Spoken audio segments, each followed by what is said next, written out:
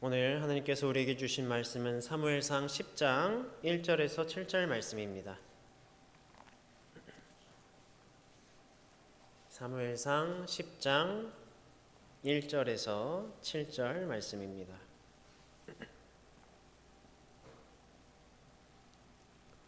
우리 번갈아 가면서 읽겠습니다. 이에 사무엘이 기름병을 가져다가 사울의 머리에 붓고 입 맞추며 이르되 여호와께서 내게 기름을 부으사 그의 기업의 지도자로 삼지 아니하셨느냐.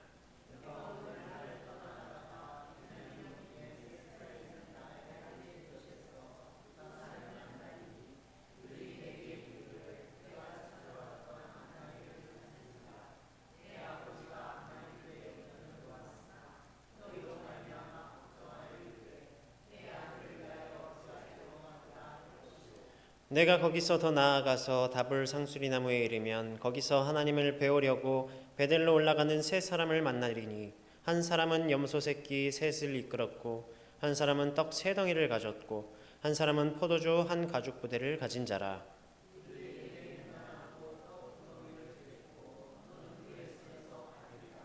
그 후에 내가 하나님의 산에 이르리니 그곳에는 블레셋 사람들의 영문이 있느니라. 내가 그리로 가서 그 성읍으로 들어갈 때에 선지자의 무리가 산당에서부터 비파와 소고와 저와 수금을 앞세우고 예언하며 내려오는 것을 만날 것이요.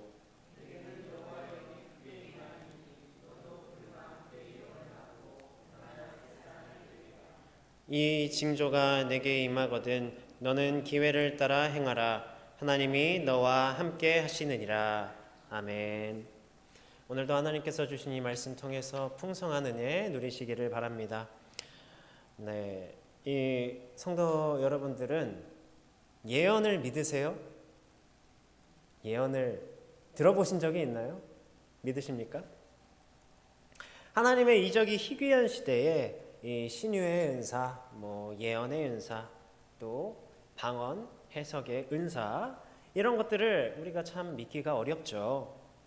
그런데 이 과거에 우리 성도님들께서 보다 젊으실 때에 그런 시기 때에 그러한 것들이 참 많았던 때가 있습니다. 물론 그 중에 거짓도 상당 부분 있을 거라 생각됩니다만 저도 한두 번 정도 그런 분을 만난 적이 있어요. 한 번은 고등학교 때 친구 아버지께서 목회자셨는데 그 교회에 놀러 갔습니다.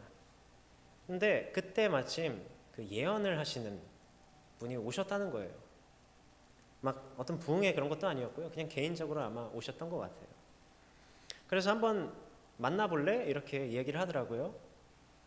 그래서 제가 어떻게 했을까요? 되게 중요한 기회잖아요. 근데 저는 싫다고 했습니다. 왜냐하면 혹시 믿겨지지도 않고 그리고 한번 만나서 무슨 이야기라도 들으면 혹시나 제가 그 말에 매여버릴까봐 그래서 거절을 했어요. 근데 얼마 있다가 제 친구가 하는 말이 제 이름을 얘기했더니 그분이 저한테 사역자가 될 것이다. 네. 이렇게 이야기를 하셨다고 하더라고요. 근데 저는 안 믿었죠. 안 믿었습니다. 또 한 번은요. 어떤 수련회였는데 제가 혼자 마치고 예배당에서 나와서 걸어가고 있었어요. 그날따라 어쨌든 저랑 같이 온 사람들이 분명히 있었을 텐데 제가 그냥 혼자 걸어가고 있었습니다. 그런데 생전 처음 보는 어떤 분이 저한테 말을 거는 거예요. 근데 제가 봤을 때는 약간 정신이 이상한 분 같았습니다. 근데 본인이 이렇게 이야기를 합니다. 자기가 예언의 은사가 있대요. 그런데 이 말을 저한테 꼭 해야겠다는 겁니다. 그러면서 무슨 말을 했을까요? 똑같은 말을 했죠. 이 목회자의 길을 갈 것 같다. 지금 말씀하신다. 저한테 이야기를 하는 겁니다. 제가 그것을 믿었을까요? 안 믿었죠. 이상하죠. 그래서 저는 이렇게 대답했어요. 맞습니다. 근데 제가 그 생각은 없고요. 저는 성경 학자가 될 생각입니다. 그렇게 이야기를 했더니 그분이 뭐라고 대답하셨을까요? 아니라고. 그거 아니라고. 그것도 좋은데 목회자가 될 거라는 거죠. 저는 참 무슨 이상한 사람이 다 있나, 이런 일이 다 있나, 이런 생각을 했어요. 그런데 어떻게 됐습니까? 이렇게 됐죠. 그때 당시에는 참 어처구니 없는 일들이었습니다. 그러나 제가 걸어온 길들을 보고 현재를 보니 그것이 다 하나님의 인도하심이었구나, 하나님의 뜻이었구나, 이것을 깨닫습니다. 바로 이러한 경험을 먼저 한 사람이 오늘 성경 말씀에 등장하는 거예요. 한 청년이 있었습니다. 근데 그 청년의 아버지가 암나기들을 잃어버렸어요. 그래서 청년한테, 아들한테 좀 찾아봐라 하면서 같이 한 사람을 보냈습니다. 그래서 여기저기 찾아다닌 거죠. 근데 그 옛날에 어떻게 쉽게 찾습니까? 오늘날에 경찰도 있고 뭐 CCTV도 있고 그렇지만 가장 좋은 방법이 뭐예요? 이제 사람들한테 봤냐? 물어보는 거죠. 그런데도 찾을 수가 없었던 거예요. 어떻게 할까? 이제 그냥 돌아갈까 하던 차에 이 같이 온 사람이 우리 마지막으로 지금 우리가 있는 이 성읍에 정말 통찰력이 뛰어난 사람이 있다고 한다. 하나님의 사람이 있다고 한다. 그 사람이 말하는 것은 다 이루어졌다고 한다. 그 사람한테 한번 찾아가 보자 하는 거예요. 그래서 찾아갑니다. 그 사람이 누구였을까요? 사무엘이었어요. 그리고 찾아간 사람은 사울이었습니다. 이 나귀를 찾으러 왔는데 이미 하나님께서 그 전날에 사무엘에게 알려주셨어요. 사울이 올 것이다. 그리고 사울이 어떤 이야기를 할지, 어떤 일 때문에 찾아왔는지 이런 것들을 다 이야기해 주신 거죠.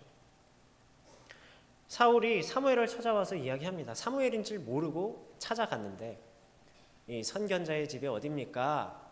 이렇게 물어본 거예요. 사무엘한테. 근데 내가 그 선견자다. 아주 잘 찾아온 거죠.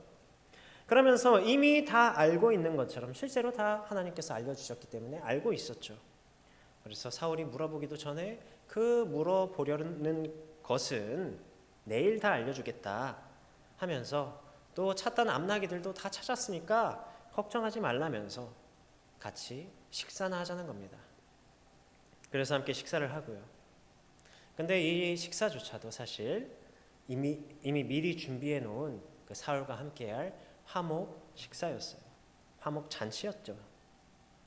그리고서는 이런저런 이야기를 하고 아마 뭐 당시의 정치 또 종교적인 그런 상황에 대한 이야기와 함께 이 사울에 대해서, 사울의 그 소명에 대해서 간단히 이야기했을 겁니다.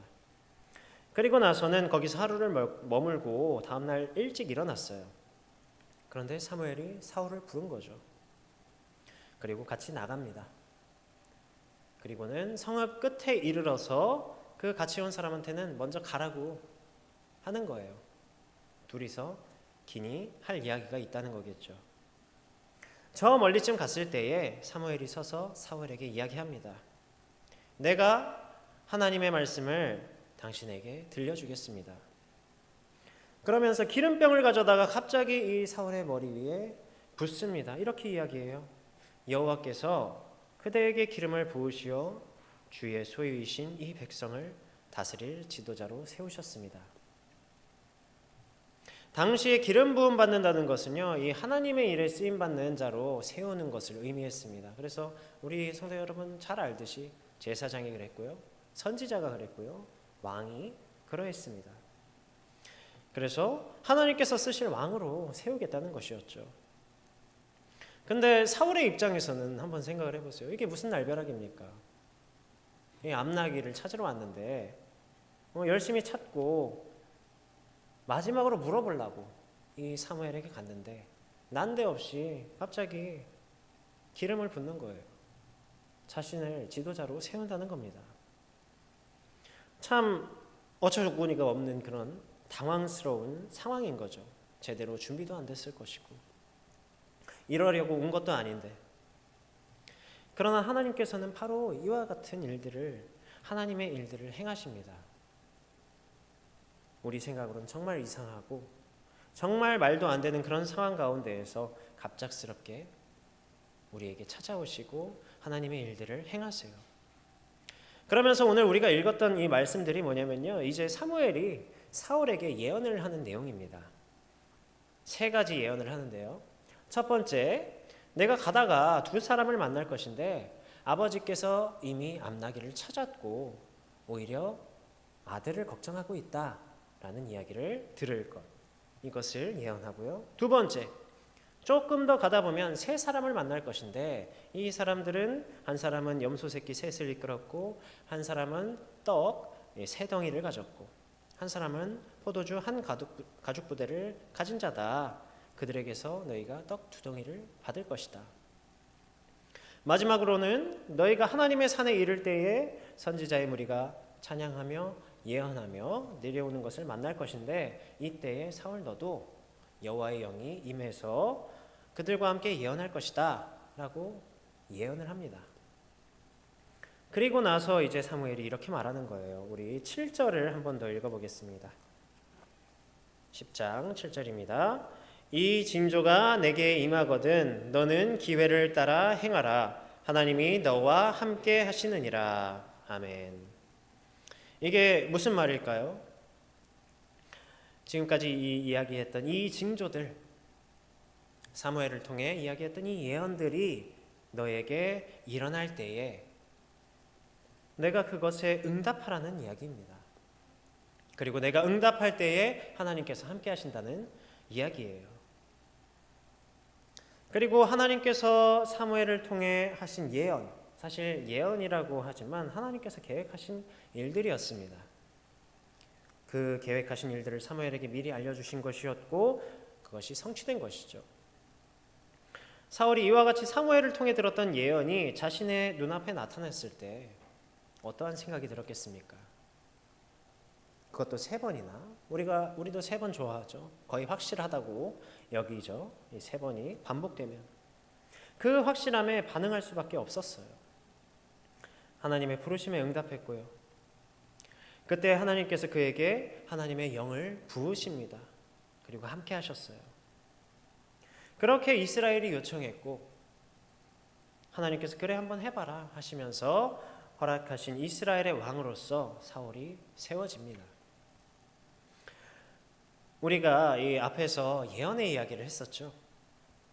우리에게도 이처럼 이러한 예언들을 듣고 우리에게 그 예언들, 그 징조들을 보이시고 우리가 예언을 기대하며 그것이 실제로 우리 가운데서 성취되었을 때 얼마나 기쁘겠어요. 얼마나 우리가 놀랍게 여기고 얼마나 기쁘게 응답하겠습니까? 만약에 한번 생각을 해보세요. 영성이 충만하신 목사님께서 성도 여러분 이러이러한 일들이 있을 겁니다 하는데 실제로 그 일들이 일어나는 거예요. 그때 기회를 따라 행하세요. 하나님께서 여러분과 함께 하실 겁니다.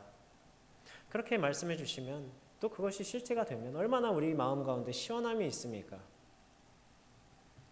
그러나 우리가 그러한 것들을 따르다 보면 어떻게 된다고 그랬었죠? 이미 우리가 지난 주일 우리 청년부 예배 때 함께 하신 분들은 고린도 교회 이야기를 통해서 아실 겁니다. 그 안에 은사를 구분하게 되고 사람의 능력을 쫓게 되는 일이 일어납니다. 결국 분열이 일어나고요. 예언을 쫓고 징조를 기다리는 것은요, 여러모로 위험한 일일 겁니다. 예언의 은사가 또 희귀한 시대가 되었고요. 설령 있다 하더라도요, 우리가 올바르게 분별할 필요가 있겠죠. 사무엘의 당시에는 하나님의 특별한 섭리가 있었습니다. 사실 그때 당시도 마찬가지였어요. 사무엘을 이야기할 때 어떻게 이야기했습니까? 그 시대가 하나님의 이적이 희귀한 시대였다. 그런데 그 가운데에서 하나님께서 사무엘을 택하시고 이루어 가셨죠. 이 구약 시대 때까지만 하더라도요, 하나님께서 세우신 선지자들이 많이 있었습니다. 그리고 그 기름 부은 자들을 통해서 하나님께서 그들을 통해서 이야기하셨어요. 이 백성들이 하나님의 말씀을 받고 하나님께로 나아갈 수 있었습니다. 그런데 오늘날, 바로 오늘날에는 우리에게 큰 변화가 있었어요. 어떤 변화죠? 큰 변화 때문에 상황이 달라졌습니다. 바로 예수 그리스도께서 직접 오셔서 십자가를 지신 사건이에요. 그리고 부활하신 일입니다. 그것을 통해서 우리는 그 십자가를 통해서 하나님께 직접 나아갈 수 있게 된 거예요. 그러니까 이제는 바로 이러한 하나님의 사람들을 통해서가 아니라 우리가 직접 하나님께로 나아가고 직접 하나님의 말씀을 들을 수가 있는 거죠. 또 하나님께서 무엇을 주셨냐면 하나님의 말씀을 주셨습니다. 이를 통해서 하나님의 음성을 듣고 하나님의 뜻을 분별하는 시대가 된 겁니다. 즉 그때 당시에는 하나님의 사람들을 통해서 특별하게 또 사무엘이 사울에게 그 징조를 알렸던 것처럼 오늘날 우리에게는 바로 하나님의 말씀, 성경을 통해서 또 우리가 하나님께 예수 그리스도의 이름으로 기도함을 통해서 그 징조들을 보게 하신다는 거예요. 그래서 우리가 약간 식상하지만 항상 이런 이야기 하죠. 말씀, 또 기도, 또 예배 이런 것들을 열심히 해야 된다. 그런 것들을 까지 그 가운데에서 하나님의 말씀을 구해야 된다. 근데 사실 그게 근본이죠. 제가 신대원 다녔을 때 첫 학기였을 겁니다. 한편으로는 참 부끄러운 이야기인데 앞에서 이 목회자가 될 거라는 그러한 예언을 들었던 저는 정말 가고 싶지 않았어요. 왜냐하면 현실을 알기 때문에 어려움을 알기 때문에. 그런데 하나님께서 또 신기하게도 들어갈 수밖에 없이 그 길을 열어주셨습니다. 그렇지만 어때요? 일단 들어갔지만 마음이 힘들죠. 여러 가지로 생각하는 것도 많고 고민도 되고요. 그래서 첫 1학년은 약간 마음이 떠 있는 겁니다. 그냥 학교 가는 것이 크게 의미를 두지 않고 그냥 가는 것에 그 자리에 있는 것에 의미를 두고 일단 가보자 했어요. 하루는 시험 기간이었습니다. 근데 시험을 망쳤던 것 같아요. 마음이 떠 있었으니까 망쳤겠죠. 그래도 기분이 어떻습니까? 그날따라 기분이 더 뒤숭숭하고 그래서 혼자 빈 강의실을 찾아다녔어요. 그냥 조용히 빈 강의실에서 구석에서 노트북 열고 뭐 재미있는 거나 보고 그럴 생각으로 그 마음을 잊어보고자 달래고자 그렇게 하고 있었습니다. 굉장히 큰 강의실이어서 기둥 뒤에 숨어 있었는데 불도 꺼져 있고요. 갑자기 누가 문을 벌컥하고 여는 거예요. 쾅 소리가 나게. 그러면서 들어옵니다. 그러면서 저기요 하는 거예요. 보니까 저희 학교 사람 같지는 않았어요. 그리고 장애가 약간 있으셨습니다. 그러면서 저한테 이렇게 말합니다. 혹시 여기 상담실이 어딘지 아세요? 이렇게 이야기하더라고요. 길을 물어보더라고요. 사실 제가 그날 기분에 따라서 그냥 무시할 수도 있었고요. 아니면 그냥 길만 가르쳐 주었을 수도 있었을 겁니다. 근데 그때 예수님께서 하신 말씀이 생각나는 거예요. 내 형제 중에 지극히 작은 자 하나에게 한 것이 곧 내게 한 것이니라. 마태복음 25장 말씀입니다. 그러면서 하나님께서 제게 말씀하시는 거예요. 네가 지금 이렇게 하고 있을 때냐? 지금 이렇게 마음 떠서 놀고 앉아 있을 때냐? 내가 너를 이곳에 보낸 이유가 무엇인지 생각해봐라. 그래서 그분의 이야기를 들어봤어요. 자기가 상담이 필요하대요. 그런데 사실 학교 상담실은 학생들을 위한 곳이기 때문에 가도 도움을 받지 못할 것 같았습니다. 그래서 이것이 하나님의 뜻이구나. 하나님께서 나에게 말씀하신 보이신 징조구나 생각이 들었어요. 그래서 식사 대접을 하면서 함께 이야기를 나누었던 그런 기억이 있습니다. 참 저에겐 신기했습니다. 왜냐하면 전 그 큰 빈 강의실에 숨어 있었고요. 저밖에 없었습니다. 조명도 어두웠고. 근데 마침 거기로 들어온 거예요. 누가 있는 줄 알고. 만약에 제가 이 하나님의 말씀을 기억하지 못했다면, 몰랐다면 그에 대해서 반응하지 못했겠죠. 그 상황이 하나님께서 나에게 주신 징조임을 어떻게 알아차릴 수 있었겠습니까? 그때부터 조금씩 정신을 차리고 이제 학교에 열심을 다했던 것 같습니다. 바로 우리 가운데에서 이러한 일들이 있습니다. 또 이러한 일들을 우리 성도님들도 경험하신 적이 있을 거예요.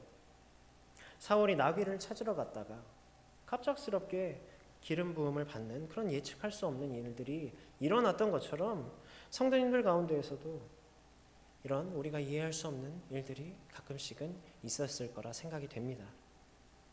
그러나 그것 말고도 하나님께서는 우리에게 아주 가까운 곳에서 그 징조들을 보이시고 계세요. 그것을 우리가 깨닫지 못하고 깨달았다 할지라도 반응하지 못했을 뿐이죠. 그 징조를 우리는 말씀을 통해서 바로 이야기했던 기도를 통해서 분별할 수 있는 것입니다. 그러한 징조들을 보았을 때 그러면 우리가 어떻게 해야겠습니까? 오늘 7절을 우리 한번 다시 읽어볼까요? 7절 한번 더 읽겠습니다. 이 징조가 내게 임하거든 너는 기회를 따라 행하라. 하나님이 너와 함께 하시느니라. 아멘. 너희는 기회를 따라 행하라. 이것이 무슨 기회주의자가 되라 이런 말이 아닙니다. 하나님께서 우리에게 그 징조를 보이셨을 때 그 기회를 놓치지 말라는 거예요. 그 기회를 잡으라는 겁니다. 하나님께서 우리를 통해 하실 일에 대한 그 기회를 너희가 놓치지 마라 말씀하세요. 누군가의 어려움이 우리 눈에 보일 때에 그것은 하나님께서 우리에게 보게 하신 겁니다. 또 교회에 섬김의 자리가 필요한데 그 마음에 조금이라도 할까 말까 그런 마음이 들었을 때에 이미 하나님께서 그 자리를 예비하신 거예요. 복음이 필요한 누군가와 함께하게 된 그런 때가 있다면 바로 그에게 네가 지금 복음을 전하라. 우리에게 말씀하시는 겁니다. 그 순간 우리는 그 때를 놓치지 않고 가는 거예요. 복음 전하는 겁니다. 그 순간 하나님께서 우리에게 보여주신 그 징조들을 우리가 놓치지 않고 우리가 하나님의 뜻을 따라 행할 때에 그를 통해 하나님의 역사가 일어납니다. 어떤 역사가 있겠습니까? 우리 한 번 더 읽겠습니다. 7절입니다. 이 징조가 내게 임하거든 너는 기회를 따라 행하라. 하나님이 너와 함께 하시느니라. 아멘. 하나님께서 그 징조에 반응하여 하나님의 뜻을 행하는 우리와 함께 하십니다. 이 함께 하신다는 뜻은요, 하나님께서 우리를 도우신다는 거예요. 그 일을 위해서 우리를 도우신다. 하나님께서 그 자리 가운데 풍성한 은혜와 하나님의 사랑을 부어주십니다. 사실 저도 갑자기 문 확 열고 들어왔을 때 놀랐어요. 걱정했습니다. 요즘 세상이 얼마나 험해요. 그래서 혹시나 흉기를 가지고 있지는 않은지, 무슨 일이 생기지는 않을지 잘못된 편견을 가지고 있었던 거죠. 하나님의 징조에 그러나 반응해서 행했을 때 하나님께서 참 따뜻한 마음을 그때 허락하셨어요. 그리고 이내 그런 걱정들 다 사라지고 정말 그분께 집중할 수 있도록, 그리고 하나님께서 바로 이 순간을 위해서 나를 이 자리에 보내셨구나, 그런 하나님의 인도하심을 또 도우심을 경험했습니다. 하나님께서는 우리에게 매 순간 보이세요. 그리고 그것을 우리가 보고 그 기회를 따라 행하기를 바라십니다. 그때 하나님께서 함께 하시고요. 하나님께서 하나님의 일을 도우십니다. 이 말씀은요, 한편으로는 우리가 하나님의 일을 한다고 하면서 그러한 도움이 느껴지지 않을 때가 있을 거예요. 이것이 하나님께서 보이신 징조가 맞는가? 하나님께서 원하시는 뜻대로 행하는 것인가를 우리가 돌아볼 수 있는 증거가 될 것입니다.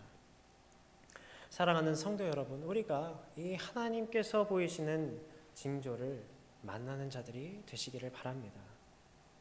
그리고 그 징조에 기회를 따라 행하는 자들이 되시기를 바라요. 그때 하나님께서 우리를 도우십니다. 함께 하십니다.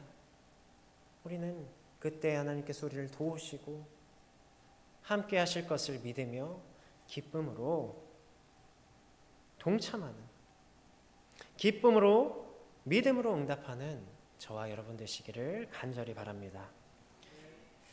아멘. 기도하겠습니다. 혹시 이 자리에 나오기 전에 하나님께서 우리에게 보이셨던 그런 징조들이 있지는 않았는지 이 시간 깨닫게 하시기를 함께 기도합시다. 그리고 각자에게 보이신 것에 기회를 따라 행할 수 있는 지혜와 힘을 더하시기를 하나님께서 도우시고 함께 하시기를 함께 기도하겠습니다. 아버지 하나님, 주님께서 베푸신 자리 아버지를 깨닫게 하시옵소서. 아버지께서 아버지의 칭찬을 깨 주옵소서.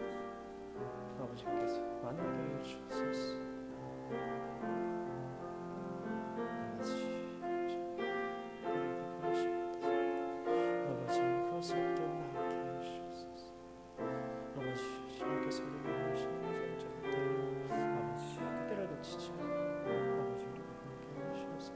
주님께서 우리와 함께 하시고 그때에 주님께서 우리와 동행하시고 우리를 도우십니다. 아버지 우리 교회를 도우십니다. 주님 그 말씀을 따라서 아버지 우리가 기쁨과 함께 하시옵소서. 주님께서 아버지 그 말씀 따라서 우리가 함께 즐거우게 하여 주옵소서. 주님 아버지 주님이 부족한 가운데 오직 주님께서 일하시고 오직 주님께서 함께 하시고 우리가 기쁨으로 응답하는 자들 되게 하여 주옵소서. 아버지 기쁨으로